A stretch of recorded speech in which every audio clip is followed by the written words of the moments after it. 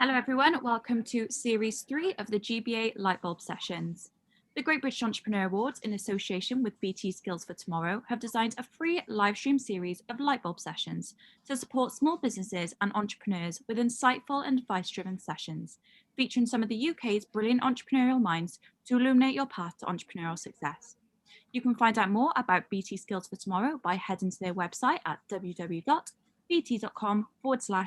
for tomorrow or by clicking on the link in the comments section. In today's session, Great British Entrepreneur Awards founder Francesca James will be speaking with founder of August Recognition, Donna O'Toole. Donna will share top tips for writing an entry that wows the judges and discuss how you can evaluate your likelihood of winning by understanding the 6 pillars of award success. There is an opportunity to ask questions during this session. If you have a question you'd like to ask, you can pop this in the Q&A function at the bottom of your screen, and we'll do our best to answer these later on in the session. And with that, I'll pass over to our host today, Francesca James. Thank you so much, Chloe, and thank you for joining us today, Donna. It looks like the sun is shining where you are. It's certainly shining in Cardiff. It's beautiful. It's always shining here. Fantastic. Well, today we're talking about a topic which, obviously, as the founder of an awards programme, is close to my heart and something that I'm incredibly passionate about. So this session is about awards in general, not just the Great British Entrepreneur Awards. But for those of you who've joined the session and might not know about the Great British Entrepreneur Awards, I'm going to give you a quick sort of 1-minute history. We launched the awards programme in 2012, and the reason we did was because we thought that there probably ought to be a platform that recognised entrepreneurs' stories as well as their balance sheets. And when we launched, we had no idea if it would be 50 people at a drinks reception or 500 people at a gala final. But it's grown somewhat over the last, going into 9 years. And we're now in 8 regions. We get around 3,500 applications a year. We've celebrated some incredible businesses right through from startup to scale up. And what we've recognised that we've become is more of a community and an ecosystem as well as the awards. So we put on regular events like this, which we really hope will become face-to-face when normality resumes and we're allowed to meet up. So that's a brief history of Great British Entrepreneur Awards. If anyone wants to find out more, please do get in touch. But Donna, welcome today. And I'd love to hear a little bit about you and what you do to start with. Okay, brilliant. Thanks, Fran. So yeah, my name's Donna O'Toole. I run an awards agency called August, and we help businesses and entrepreneurs across the world to reach their potential and be recognised for their success, essentially through awards programs like yours. Fantastic. And where did the idea come from to set up a business to help people with awards applications? Well, I think that really, actually, it was interesting you talking about the story behind entrepreneurs in the Great British Entrepreneur Awards, because I think that really reflects back on my personal story and as an entrepreneur and as a young person. So if I just explain that a little bit, I think you'll understand why I'm so passionate now about awards. So when I was a young person, I went through quite a difficult time. I was taken into care in my teens, and I really didn't know if my life had any future whatsoever. And it was very difficult to set any kind of direction at that time. But then one day somebody said to me, you know what, Donna, you can achieve anything that you want to. You've got great potential. If you focus and you believe in yourself, you will achieve whatever you want to achieve. And when you do, one day it will be your turn to turn around and help somebody else to achieve what they want to achieve. And that really set the scene for me. So by the time I was 19, I had my own business, and that was brilliant and very successful. And then over the next 20 years, gosh, that long, slightly more than 20 years actually, I became a mum. I had 2 wonderful daughters, and I achieved my dream, which was actually going back to university to study English language and linguistics, which I did as an adult with 2 kids running around, and it was brilliant, and I loved it. When I came out of that, I started business writing. And as part of that, I started writing award entries. And what I really noticed was that entrepreneurs were not sharing their story, and they didn't realize how powerful it was and how it actually resonated and went into their entire business model. And I I grew to love it more and more, and then eventually that's what led me to starting August. August is named after the second sense of the word, which means respected and admired, and that's what we want to do, is to empower entrepreneurs to achieve their potential, you know, and to get to wherever they want to be, so that they can turn around and use their platform to help somebody else one day. And so that's why I'm so passionate about awards. And it's more than just recognition. It's about helping people really move forward with their lives. Fantastic. And you tell your story so well. So I think I think people are in good hands. Let's start off with an easy question. So why should businesses look to enter awards? Okay, so I think now there's so many reasons nowadays, and I think even in the last year it's become more important than ever. But you know, credibility, trust, social proof, all of those incredibly empowering things for your business are so important now. But you know, what I find is that entrepreneurs in particular, but also, you know, larger businesses and individuals in teams and in larger businesses often find it quite difficult to understand why they should be entering, what they should be doing, you know, the rest of it. And that's obviously what we're all here to support them with. But there's a few reasons, really. It can be a lonely place doing whatever it is that you're doing. And to get that kind of validation and trust from the public can really help. But obviously there's so much more to it. You can, you know, help to grow your business. It will help to move your business forward. It will give you a platform for whatever your message is. You know, maybe that you've got a real purpose that you want to create, and it'll give you a platform for that. So, you know, there's so many reasons we could go into.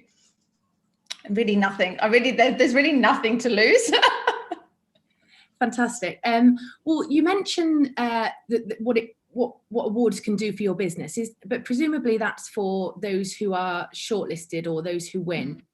What about those who aren't shortlisted and don't win? Because obviously, you know, the awards are competitive by nature. What benefits are there in the entry process and everything up to the point of being shortlisted? I think if you really get to take a deep look at your business, now whether that's your business as a whole or a particular project that you've been doing, or even if it's, you know, your team or how you're working with them or anything like that, having that kind of deep dive look into your business will help you to understand the gaps. And yeah, if you don't win, that doesn't mean that you're not good enough to win. In fact, I'd say I judge on lots of awards, and what you often see is often the reason that businesses are not winning is not because they're not good enough. It's because they perhaps haven't put themselves quite in the right category, or they're not talking about their story in a way that's going to resonate, or they're not substantiating their story with evidence. So for us, and certainly with our clients, I know that what the actual entry process itself does is take them on a journey through understanding their business and seeing where the gaps are and seeing what they can do to improve, because ultimately the finalists and the winners are showing best practice in some way, or they're showing innovation, they're going above and beyond, and you can learn so much from that. So just being involved in the process is just a massive achievement in itself. And I think as well, sometimes people think, you know, people come to us and they say, right, I'm going to enter one award and I really need to win it. So I go, okay, so that means what you expect is 100% success in everything that you do. But as an entrepreneur, we all know that you have to fail at some things as well, actually, and you have to understand why, and then you can get better. So sometimes it is about the process and the journey just as much as it is about, you know, where you get to in the end. Yeah, absolutely. I mean, we just talking as from Great British Entrepreneur Awards experience, we've had some entrepreneurs who knowing the name of the business, people think that they would be the automatic winner, or people, and they haven't been.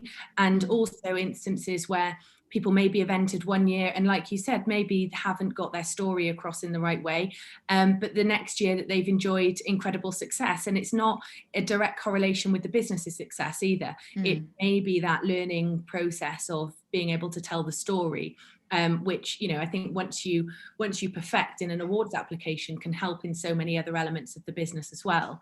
I know you talk about the 6 pillars of award success, so I'd love to pick your brains on what those pillars are. Yeah, so this has come about really from a decade of experience in, supporting businesses to win, and then, but also understanding why businesses didn't win, and looking at what the measures were in every awards program and what the common themes were.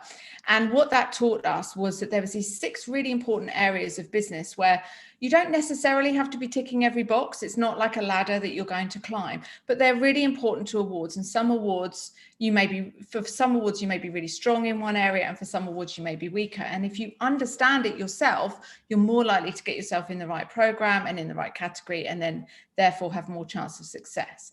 So the 6 pillars are impact, inspire, innovate, influence, insight. And the thing is, we have an actual scorecard on our website, and you can go and measure yourself against these. But I'll just pick out a couple to say, the importance of them. So, for example, impact. That's something that we see that people don't often forget to measure, or they're going along so busy in their business that they're not actually measuring the impact of what they're doing. So if you can measure the impact and you can substantiate your story with actually, and here's the impact we're having, here it is qualitatively, here it is quantitatively, then you're going to have more chance of success. So that's essentially kind of how it works. And each element has a very different level of understanding. So another one, for example, I'd say that people forget a lot about and often is missing in award entries is insight. So people often will start from now in their award entry, right? This is happening right now, and this is what we're doing, and this is, how we're doing it. But they forget to tell you the insights that went in behind the decisions that they made to make this happen. So why are they running their business in this way? Or why does this product or this service actually work in this way? Where's the insight? Have they done market research? Is it through their experience, something that they learned themselves? They saw a gap in the market. So, there's different elements there that will, they can fully understand. And by ticking each of those boxes, then they can ultimately empower themselves to have, better chance of winning. Brilliant answer.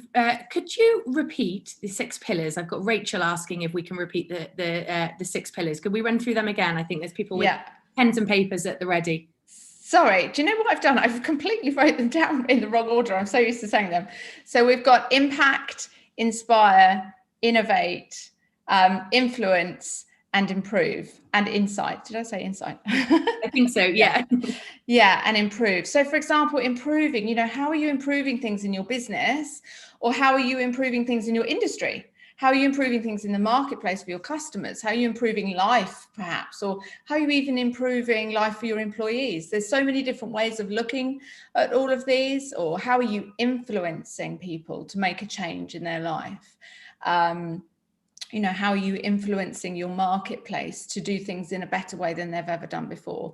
I think really as well, since the pandemic, some of these have become even more important as well. And now I think it's fair to say, as in all awards programs, we're looking out for those things that really take businesses to the next level and show that they're doing something that's really going to do good for everybody in some way, whether that's saving them time or money or improving things in the environment, or whatever it is that they're doing, they're having an impact.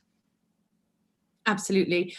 We've got a note from Suna Yokes from Story Terrace. I'm almost certain I've seen you guys on Dragon's Den, and I'm sure you've been in one of our lists. They've said the scorecard looks great. So just a heads up to everybody else on the session, I think that we will be directing people there either in the follow-up email or in the chat at some point today. Thank you. And just one thing to mention on that just quickly is that scorecards is not there to say, oh, you're not good in this area, you're good in this area. It's there to give you an overview and give you an insight into what judges are looking for, so that you have a better understanding of where your strengths are right now and what you could focus on right now for awards, and what perhaps you could do more to improve in the future. Absolutely. Fantastic. Well, some people do find it difficult to talk about themselves, especially when it means sort of bigging themselves up. It would be great to know what sort of tips that you've got to overcome this and really shout about their story. Yeah, okay. I've got 2 really practical ways that you can do this and instantly fix this problem. Part of this comes from people having awards imposter syndrome. So they think, oh, I don't deserve it. I'm not big enough. We haven't grown enough. I don't know. You need to get over that. But one very quick way you can do it when you're actually writing your entry is to write in the third person. So don't write your entry in the first person. I did this, I did that, I'm great because of all these reasons. Write in the third person and imagine you're writing about somebody else. If you're doing the entry for yourself, imagine you're writing about someone else. Obviously, when we're writing for our, people that we're doing award entries for, it's a lot easier because we can be so objective because we're looking at them. Whereas when you're looking at yourself, it's we naturally want to be humble, but this is a competition. This is not the time to be humble. So another thing I said, so write in the third person because that will help you.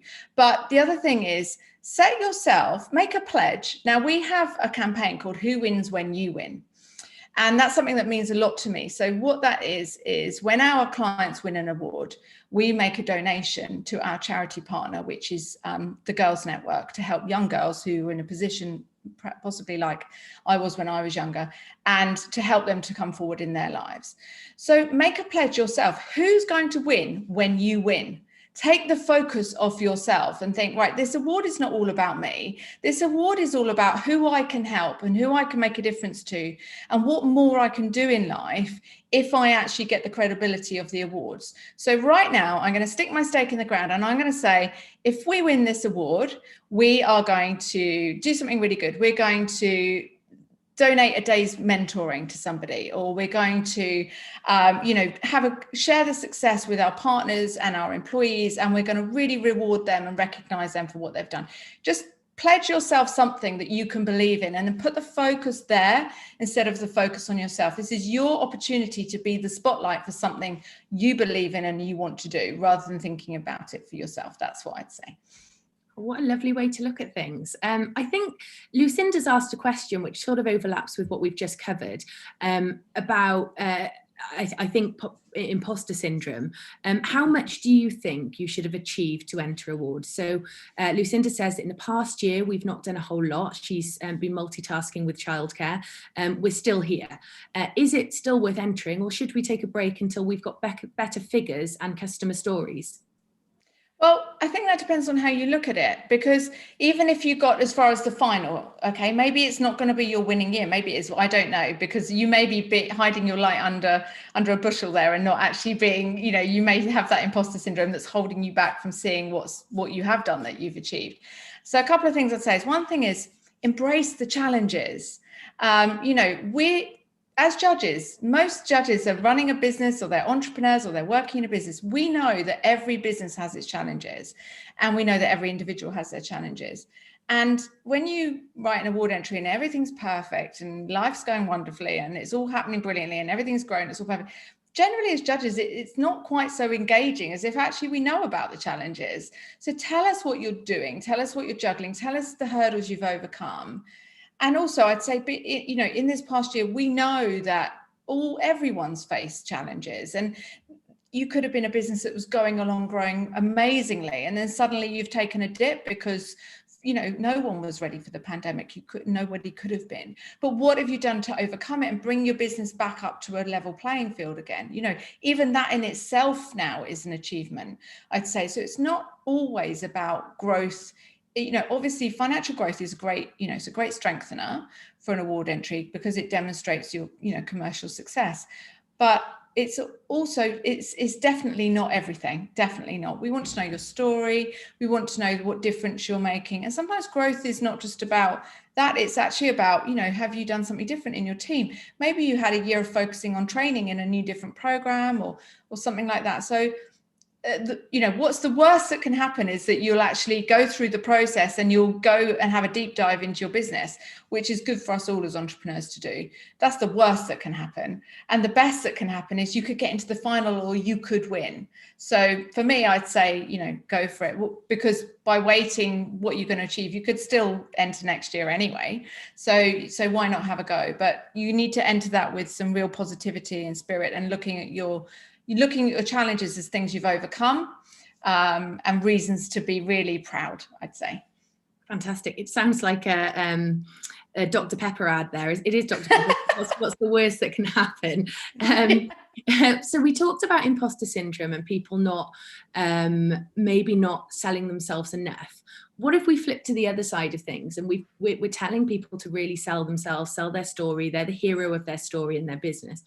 is there such a thing as arrogance and overconfidence that can be detrimental to an awards application? I think only really if you can't substantiate what you're saying. So often, you know, as a judge, you will sometimes see award entries that look like, you know, they've come straight out The Apprentice, and it's all great cliches and hot air, but there's nothing there to actually substantiate it. And that's when you think, well, you know, maybe this is your opinion on what's going great, but unless you can back it up, I don't know how I'm going to believe it. So for me, I think it's sort of less about that and more about, if you're factual and you're substantiating, then you probably won't tip over that edge. The other thing that I'd say is to focus on the positives of your business. You know, something that does sometimes come up is people focusing on the negatives of their competitors' business rather than focusing on the positives of their own. So, you know, and the other thing, as I've just, you know, going back to what I said before, is I think if you talk about your challenges, then that will take away any element of that kind of arrogance, because and I have to say, it's not something I come across very often, but I think, you know, if you write in the third person, you're not saying I did this, I did that. If you talk about your challenges, and if you substantiate and are factual about what you're saying and drop some of those cliches and adjectives, then your entry will come across as empowered, but at the right level. Fantastic, great answer. You never know who's going to be judging your application. So you never know exactly what the judges are looking for. And I guess that varies from program to program. So the question is, how do you get your business and entrepreneurial message across whilst appealing to a wide base of potential judges? And I guess Donna can give the insight on other programs, you know, for the Great British Entrepreneur Awards. We have a wide range of judges, many from brands that you'll recognise, like Cath Kidston, Lush, King of Shaves, Mobo Awards. And you're absolutely right. We determine we match up the judges to the categories and the regions, and it's not that, you know, you're entering and, for example, Kenya King from the Mobo Awards is looking at that entry. So what would your advice be, Donna, when you don't know who's reading it? How to overcome that uncertainty? Yeah. I think it's always better to assume you don't know any of the judges, you don't know who anybody is, and don't ever focus your entry on hoping that some judge will read it, because how do you know they're not even going to be sick on the day or something like that, and actually they couldn't read it? So your entry should be able to be understood by anybody who picks it up at the end of the day. Write it for your granny. You know, share it with a friend or a colleague or somebody, ideally someone who doesn't understand your business and doesn't know the in-depth side of it so much, who you're comfortable sharing that information with, and listen to their feedback. Some people, I think, are so proud of their words and their beautiful story that they've written that they don't want to hear it when someone says, I don't really understand what that means. What are you talking about there? You know, my team here are trained and they do this day in, day out. And yet there'll still be times where I say, I don't really understand that. What are you talking about? You know, so we have to be, even Shakespeare had a proofreader, you know, so we have to understand that in order to understand your entry fully, it has to have no jargon. So nothing that's an internal words that you would use yourself, but no one else would really understand. Take out the jargon, take out any kind of scientific phrasing or anything that I'm going to need a dictionary to go and look up what that actually means. And just think, well, as if I'm presenting this to somebody who's never heard of my industry before, doesn't know what I do, and they need to get a full understanding like that. Because I can tell you, if I have to, you know, as a judge, if you have to read an entry more than once to try and get your head around it, you're probably going to give up and move on to the next one. So, you know, really try and make it clear. Clarity is your friend there. Make it as clear and simple as you possibly can. Fantastic. Donna, we've had a couple of questions come in, and one of them leads quite nicely onto the next one that I want to ask. We asked about we talked about the pillars, and so we know that it's we know what the 6 pillars are now, but in terms of actual content, what would be you absolutely must, regardless of industry, stage of business, include these details within your application? I think that, I mean, the absolute must really is impact. Because without knowing any of your impact that you're having, then it's difficult to judge really how well you're doing. So when I say impact, I'm talking about metrics and feedback that can substantiate what you're trying to say. So if you say, our business has grown over the past 3 years, how much has it grown by? That kind of metric. If you say our customers really love our products, how do we know that? How are you substantiating that? Have you got some Trustpilot scores or some kind of customer survey feedback? Or, have you made a change in your business to perhaps, speed up your service in some way? And you're saying that that's improved your business efficiency. Well, how can you prove that? Can you calculate what that would be saving in your downtime or saving financially even for you? So for everything, every kind of statement that you make, can you find a way to measure and back up what you're saying? And there will usually be some way. Hopefully there'll be a couple of ways, and you can get some feedback. Maybe you'll say, we're supporting vulnerable customers to do this, to get their service more easily or something. Well, can you have a case study that talks about that and brings it to life for us as a judge, and actually helps us to see, put ourselves in your customer's shoes and understands, how it feels for them. And the other thing I say about impact is people often worry about the period of time that they've either been trading or they've been doing a particular product or service or something. I mean, there's no finite period. Some awards will actually say you have to have done something within this, very specific period.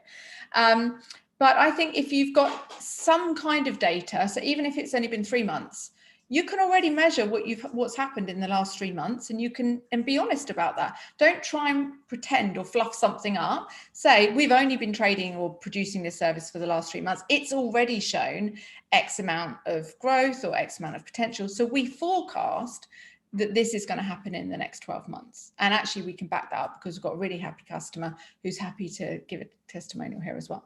So, there's a way around showing your impact everywhere. But that, I think, for me is the secret ingredient, because as wonderful as your story may be, if you can't show any impact, then it would be difficult to judge. Yeah, completely agree. And I think most of our conversation has sort of naturally been around written applications. But Suna's just asked in the chat, we're excited to have been invited to a 90-minute interview for the next stage of an awards application. What's your advice for how to sell your business story verbally beyond your initial written app? Okay, 90 minutes, that's a long one. That's exciting. Well done, brilliant. That's great, because obviously you've got to the next stage. First of all, first thing to do with anything like that is ask them. So ask the program, what will you be looking for in our interview? Do you have any criteria that you'll be marking us against? Because it will really help you to know that. Often it's not published, but they will tell you if you ask. So first of all, fully understand their format and what they're looking for from their perspective, and stick to it. But if they give you nothing, if they give you absolutely nothing and you've got to go in there, as a blank page, then I would say follow those 6 pillars. So I would be absolutely demonstrating your impact in every which way you possibly can. I would be absolutely wanting to inspire them with your story and the reason and the purpose behind why you do what it is that you do. I want to show them where you improve, or you want to show the influence that you're having on the market or on your customers, on, whatever it is that you do, all those things. So maybe go through the 6 pillars. If you do the scorecard, you'll get a report back, and that will give you some tips as well. But I think first things first, most awards that I know of will give a framework for a presentation, because it would be a bit mean not to.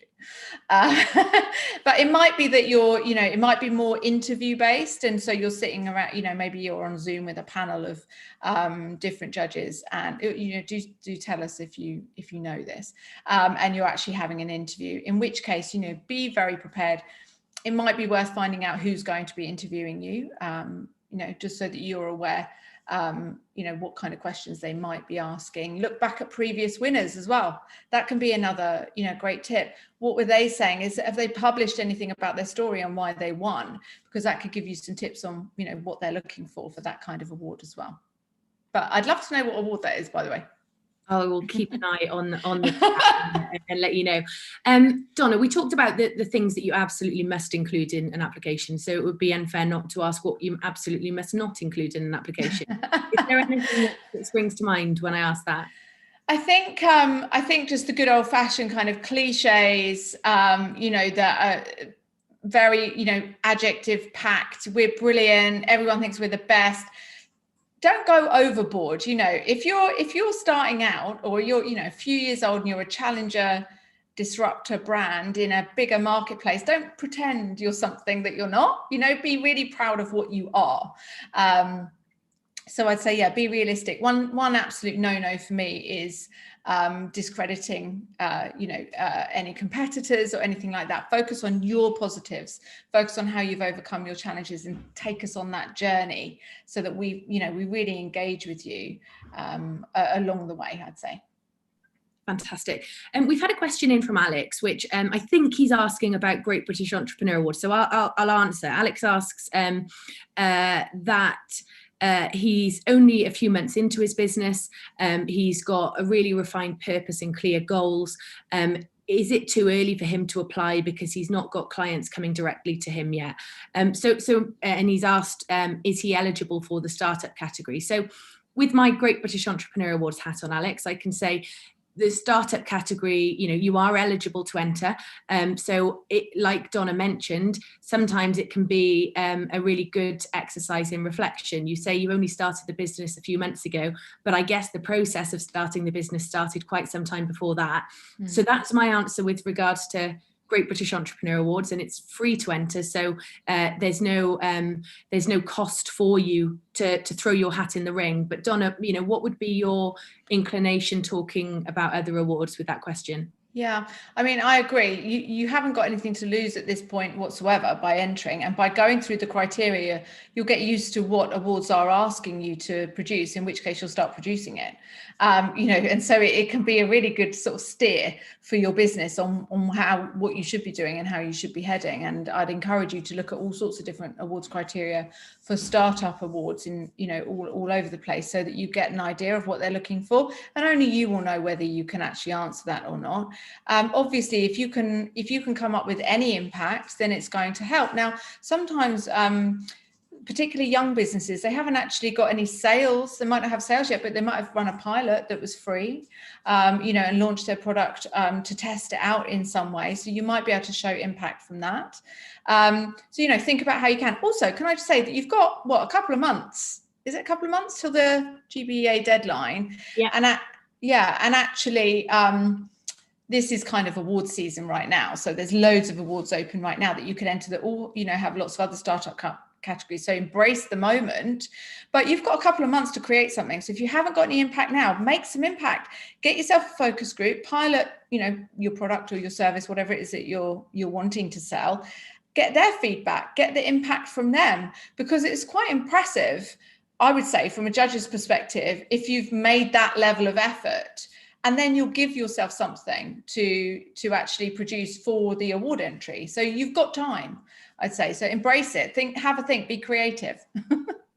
Fantastic. So what I'd like to talk about next is the additional benefits to winning awards. So, what other positive impacts can entering and winning awards have on business? And Harry asks, can winning business awards create partnership opportunities for my business? Do businesses look at award-winning businesses as a stamp of approval? Oh, absolutely. Absolutely. I would say now more than ever, awards, they're just more valuable than ever. I mean, there's so many reasons for that. First of all, aside from the usual business, in the pandemic, our websites, our social media, our emails, all of our digital comms have become more valuable than ever, which means an award logo on that has become more valuable than ever. Now, think, reality. I go to the supermarket, I want to buy a bottle of wine. Which bottle of wine am I going to buy? I buy the one with an award on it. I don't actually know if it's any good or not, but it's got an award on it. So I think, well, that must be better than the rest. And it's the same as when, people are coming to your website and they're thinking, oh, I want to, I don't know what it is. Maybe I want to book a holiday or staycation, at the moment. Shall I go here or shall I go here? Oh, this one's got awards. This one hasn't. Well, I'm going to pick the one that's got awards because I feel safer. I trust it. I think that my money is safe with them. I think, there's the credibility around that. So yeah, I would say the impact and the benefits for businesses are now huge. We've got, so many case studies of this with so many different businesses, but one business I know in particular run by an entrepreneur, he only won 2 awards this was a couple of years ago, 2, good awards. And he put them on his website, the logos on his website. And it was so great because he emailed me to say within 3 months, his sales have gone up by 30% because he's in a competitive marketplace. And of course, that was, it made them stand out and it made people want to trust them. The other thing I'd say is that what's happened over the last few years is that very savvy organizations and entrepreneurs have shifted awards from being a nice to have, the kind of the marketing people do occasionally and they don't really get involved in, to an absolutely need to have. And if you go and look at, some great brands out there, and we certainly have clients who have become the most award-winning company in their sector, and that is then helping them to lead the sector. There's a blog actually on my LinkedIn you could read, which is about highlighted the Emma mattress. I don't know if you know it, but it's a good example of a product that's in a category that's very similar across different brands, but they very much launched their entire marketing around the fact they're the most award-winning, and so of course that drives sales because we trust in them, and we trust where we're putting our money, and we need to do that. We need, as a consumer, you need to be able to trust where you're putting your money. So the benefits are absolutely huge for your growth, for that trustworthiness, for that social proof, for people being willing to be an advocate for your business and share it with their friends, and with their communities as well. So there's really no end. Another thing I'd say just quickly, actually, because this has come up for us quite a lot recently, is if you're looking for investment or if you're looking to make a sale of your business, awards will raise your value, essentially, because it's part of your brand profile. So it will raise your brand profile, which raises your value. So, there's really nothing to lose by getting some great awards badges on your profile. Fantastic, great answer again. And Harry, just to add to that, we've also seen an awful lot of collaborations within our Great British Entrepreneurs community. So, by default, when somebody has success through our awards and we see them doing brilliant things, we share it. And it's piqued the attention of other brands within our community. And we've seen new clothing lines released as a collaboration between brands. We've seen entrepreneurs advertising with another one. We've no end of examples. So I think, as Donna said, that there's certainly nothing to lose in terms of entering awards, and the benefits are often more than you might initially think. Donna, we've talked about raising a business profile, but our awards are about the entrepreneur, and entrepreneurs have their own profile that, while it's alongside the business, at some point might be separate to the business. So how do business awards help to raise personal profile? And are there any great examples you've seen?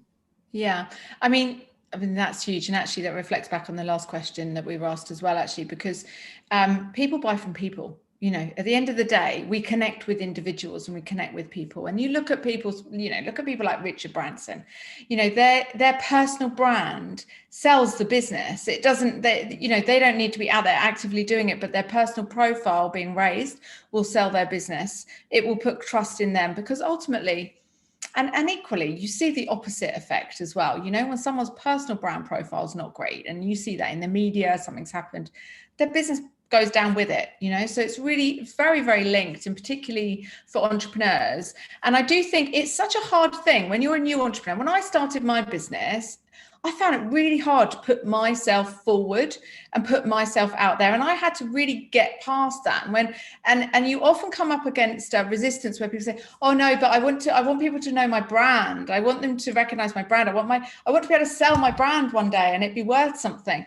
Well, it will be if it's got a good entrepreneur behind it whose profile people trust. So absolutely, I actually think it's the first and foremost thing as an entrepreneur you should be doing is raising your profile, because you will take your brand and everyone in your brand and everyone connected to it with you. And that's what will help you create partnerships, because people want to partner with you as an individual, and then everything that you bring with you. If they trust in you and your values, then they trust in everything that you say. It's a win-win situation. Yeah, I've got so many examples of that happening. In fact, I'm just thinking, I was working with an entrepreneur last year who was a very new entrepreneur in what he did, and he was really had the whole, you know, awards imposter syndrome, and I don't think I can win, and actually had never had a profile at all, wasn't really even on Google or anything. And we were working with him, and he won a couple of awards, and honestly completely transformed his business. It was unbelievable. But not only that, what the nicest thing for me was actually that he phoned me up and he said, do you know what, it hasn't just transformed the business, it's transformed my life, because I actually now believe in what I'm doing, and because someone else has validated it, because being an entrepreneur can be quite a lonely place. Someone else has validated it. I now see how good it is myself. So it's actually made me feel better about myself. I feel more confident. It's impacting on my personal relationships, on everything. So, you know, really, yeah, focus on your personal profile and raise that up as much as you can. And as I said right at the beginning, if you heard it, but if it makes you feel a bit weird and uncomfortable, or you're not really sure about it, then you'll see how you're using your brand as a spotlight for something else that you can do good with, and make that pledge. Well, when I win, this is what I'm going to do. Thank you, Donna. I think, yeah, external validation is incredibly important. Look, we've touched upon it in today's session. This last year has it's been tough for everyone, regardless of industry. We, you know, and equally know that it's been tougher for some over others. So some entrepreneurs might not enter awards because they think that they've had a year that's been full of struggles. And what advice would you give to those people when it maybe doesn't feel like the right time?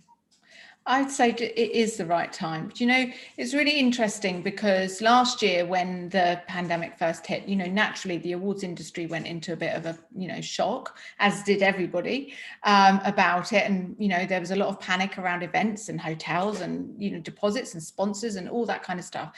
And everyone didn't know what was going to happen.